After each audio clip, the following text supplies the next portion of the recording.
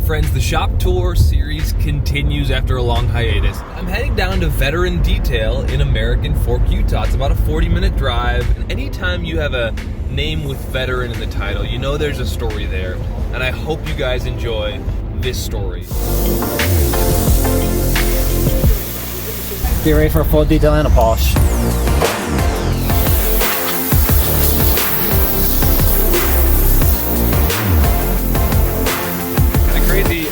I've just been here for 20 minutes. They've already got the Silverado in there for engine bay detail, interior detail, two-step paint correction, and now they've got a van here. So I'm really impressed by the volume. And then let me just kind of give you the circle. I don't even know what's kind of going on here.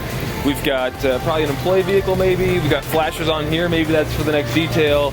And then we've got flashers on here. So maybe they're going to detail this one as well. It's just seeing this kind of volume with employees is kind of inspiring. I'm excited to go talk to the owner who you're about to meet. Good morning, Veteran Detail. Meet Patrick Mooney. He's the owner. Speaking. And this is the face of a man who's listening to business disappear. Yeah. A customer is calling to cancel. And Patrick Mooney, aka Paddy, Yeah, I've looked in the diary to see when you were booked in for. handles it like a pro. Yeah, Monday. Yeah, no problem, John. Yeah, if you need us in the future, then just give us a call. You might notice the accent, and we'll get to that. Okay, then. Take care. Have a great day. Cheers, John. Bye-bye. So typical there. Oh man, so you just had a cancellation. Yeah, a cancellation. How do you handle that? That was an honest moment, and I'm always bummed when I get a cancellation. I always get another phone call, so that, in my mind, it creates a gap to slot somebody else into. I'm always optimistic that during that day you get one cancellation, you'll get another 3 or 4 phone calls. Right. Sure, you're right. The optimism isn't blind. And by the looks of it, Paddy isn't slow. He's running a real-world detailing business, and that is something I wanted to see firsthand. Chemicals along the wall, technicians buried on interior detail work inside of cars, and bay after bay with lots of space, a clear focus on volume here. I mean, they're busy in winter. They've got technicians that they're keeping busy. This is how you do it. Also, I can't hold it back any longer. You have to see this light. What in the hell is this thing? So, this is my lighting rig, which I had engineered. So an engineering company did this lighting rig for us. So basically at the moment it's all folded down, but it's dead easy to operate. So we basically find that out. What? And if I just plug this in across here.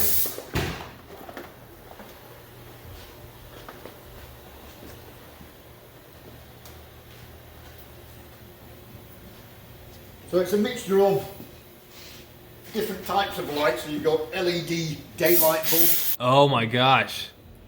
I did not see these until now. They've been through a couple car washes, huh? Yeah. This comes down sort of over the top of a vehicle, so you now got light much closer to the top of that vehicle. Ideally, rather than have lots of extension cords all over the place, we actually placed another outlet towards the bottom underneath the light, so when you're working on a vehicle you can just plug in whichever polisher you want to use. If you're doing multiple sort of polishing, if you've got a DA and a Mini in. You know why it sounds bad to have extension cords around this thing? Yeah. Because this thing tips. I mean, the worst case scenario, you're yanking on an extension cord and Murphy's Law, you know? So. Yeah, but this isn't never going to tip up. Really? So the counterweight, so obviously this comes over the top, but this is full of concrete at the bottom. So it's got a concrete base, because our major concern was at the point where you bring this down over the top of the car is whether it would then go onto the car. So we made the base, so the concrete blocks are fixed into the base. The whole base is full of concrete, which is obviously the counterweight for when the arm comes up over the top of a car. Yeah, and what's great is Paddy's running a business here. He's not the detailer's detailer right now. He's trying to build a business. I can only ever plan this on my former military career. There's a definitive rank structure. You join as a private, there's thousands of privates. You then get lance corporals, sergeants, staff sergeants, warrant officers. There's a distinct pyramid. So as you bring in your detailer, he comes into a business where he starts off at a particular level. If there is a progression and they can see a progression to them then becoming a team leader where they're operating one side of a complete shop. So if we've got 3 separate elements to our shop, a ceramic coating side, our private vehicle side, our dealer side, those guys are working within one of those 3 bays. They then have the ability to then become the team leader of that bay. We then feed in new people. Once you then get to a managerial position, because you, as a technician, I started off as the detailer. I'm transitioning out of that detailing side because you're now running a business. If you're still operating tools, you're working in your business, not on it.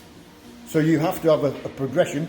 So at the point where I take that transition where I no longer operate tools, I have a shop manager who then takes my position. The other guys below that then see a progression. At some point, they can be the shop manager.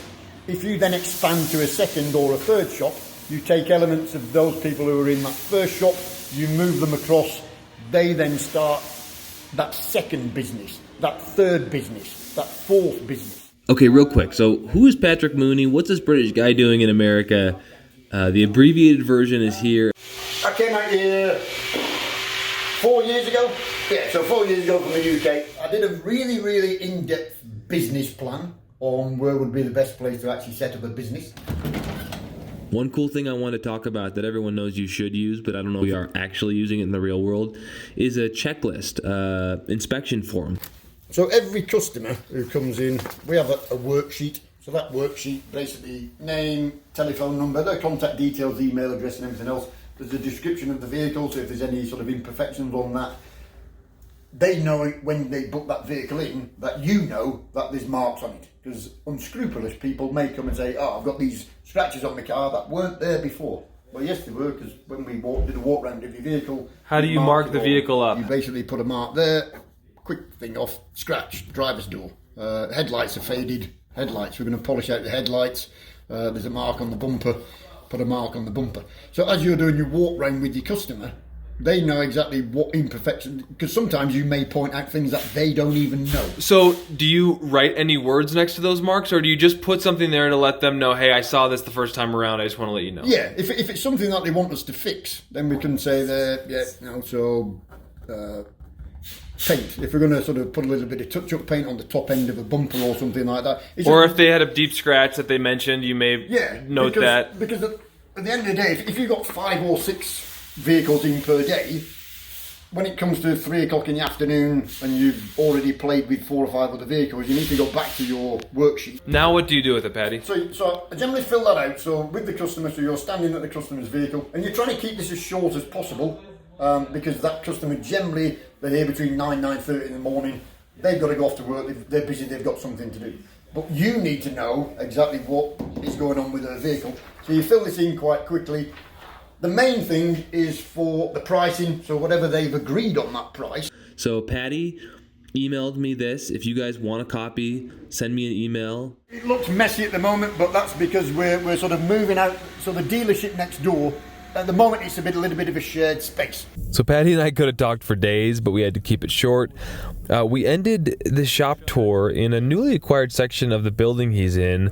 It's an expansion that's going to put his already busy shop right there in the sights of Main Street and a gas station just across the street. So folks are going to be filling up gas. They're going to see his sign.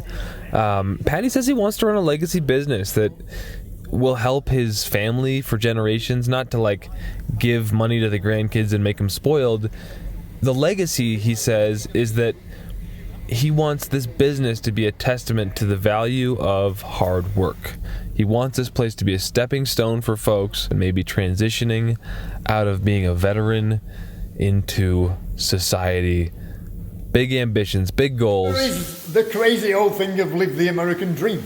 So the American dream is still there for people who have that passion to say, I'm going to go and take on the American dream. So moving from the UK, all at my own expense, myself and the wife, we ploughed all of our money in. We haven't borrowed any money from a bank. My why is to build a legacy detail shop. Even if it's just one shop, it will be here for years. And my idea there is to keep that, keep it as veteran detail. Hopefully whoever takes it on when I'm dead and gone, eventually I'm going to die, but my ambition is to be the oldest man in the world ever. Whether I'm still detailing at 306, I've got no idea. But I'm building a legacy business, whether that's one shop, two shops, whether it expands to Veteran Detail LA, Veteran Detail Massachusetts, Veteran Detail Austin, Texas. Every business starts somewhere. So once you've got the formula, it's just like McDonald's.